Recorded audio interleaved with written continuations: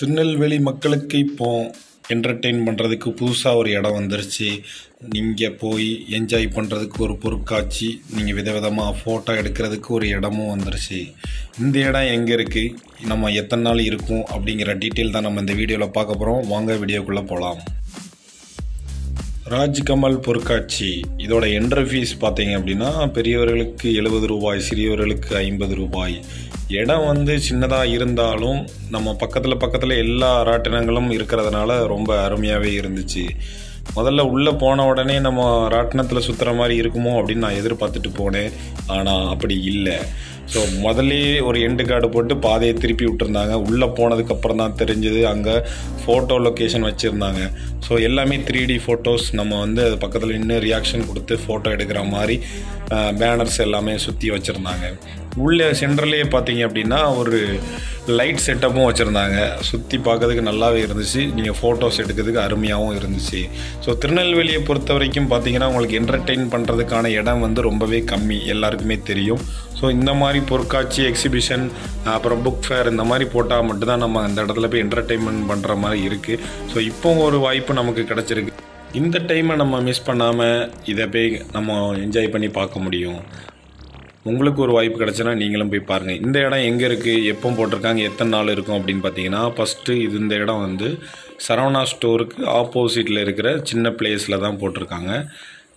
இதுக்கு entry fees 70 ரூபா, சின்ன பசங்களுக்கு 50 ரூபாயும். அது போக இது ஸ்டார்டிங் ஸ்டேஜில் போட்ட ஒரு மாதத்துக்கு முன்னாடியே போட்டிருந்தாங்க. அப்போ நிறைய பேருக்கு இந்த இடம் பரிச்சயமாக இல்லாததுனால இதுக்கான டெவலப்மெண்ட் ரொம்ப கம்மியாகவே இருந்துச்சு. அதாவது ஆட்களோட எண்ணிக்கை வரவே இல்லைன்னு சொல்லிட்டு ஒரு வாரம் க்ளோஸ் பண்ணி போட்டாங்க. அதுக்கப்புறம் தான் படிப்படியாக மக்கள் இதை தெரிஞ்சுக்கிட்டு வர ஆரம்பிச்சிட்டாங்க. நான் ஒரு நாள் சண்டே போயிருந்தேன். அப்போ சரியான கூட்டம் இருந்துச்சு, நல்லாவே என்டர்டெயின்மெண்ட்டாகவும் இருந்துச்சு.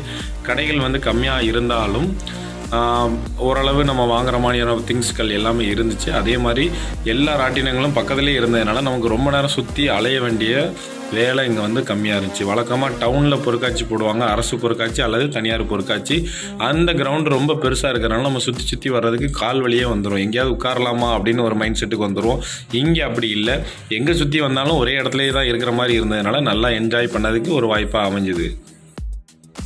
இதோட லாஸ்ட் டேட் பார்த்தீங்க அப்படின்னா மார்ச் 3ஆம் தேதி சண்டேயோட க்ளோஸ் பண்ணுறாங்க. ஸோ உங்களுக்கு ஒரு வாய்ப்பு கிடச்சுன்னா அதுக்குள்ளே போய் நீங்கள் பார்த்துட்டு வந்துடுங்க.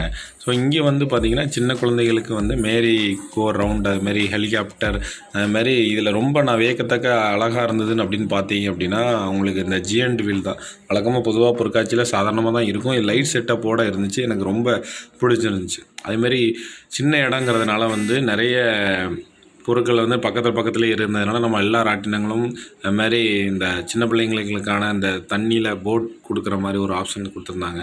ஸோ போட்டிங் நம்ம போகிற மாதிரியும் சின்ன பசங்களுக்கு. ஆனால் இதில் என்ன ஒரு மைனஸ் அப்படின்னா எல்லாத்துக்குமே ரேட்டு அதிகம். ஸோ மினிமம் எல்லாத்துலேயுமே 70 ரூபா, 80 ரூபா, இல்லாட்டி 100 ரூபா வரைக்குமே ஒரு சின்ன ஈவெண்ட் நம்ம அட்டன் பண்ணாலும், ஒரு ராட்டினத்தில் போகணும், அந்த மாதிரி எதில் போகணுமா இருந்தாலும் ஒரு 70 ரூபா, 80 ரூபா போட்டிருந்தாங்க. ப்ளஸ் அடுத்து அப்பளம், அந்த நம்ம சாப்பிட்ற விஷயங்கள் பார்த்திங்கன்னா அப்பளமும் சரி, அந்த பஜ்ஜி, இது எல்லாமே ஒரு அப்பளமே பார்த்திங்கன்னா மினிமம் 60 ரூபா போட்டிருந்தாங்க. எல்லாமே ஒரு 100 ருபீஸ் அந்த ரேட்டில் தான் இருந்துச்சு. ஸோ இது உங்களுக்கு டேலி ஆகும், இது ஓகே அப்படின்னு சொல்லிட்டீங்கன்னா நீங்கள் ஒரு நாள் என்ஜாய் பண்ணிட்டு வரலாம் ஷுவராக. அது போக கடைசியாக இந்த பைக் ரைடும் வச்சுருந்தாங்க. நம்ம சின்ன பசங்களுக்கு நிறைய பேர் தெரியாது. அதையும் முடிஞ்சால் நீங்கள் போய் பார்த்து காட்டுவாங்க, நல்லா என்ஜாய் பண்ணலாம். தேங்க்யூ.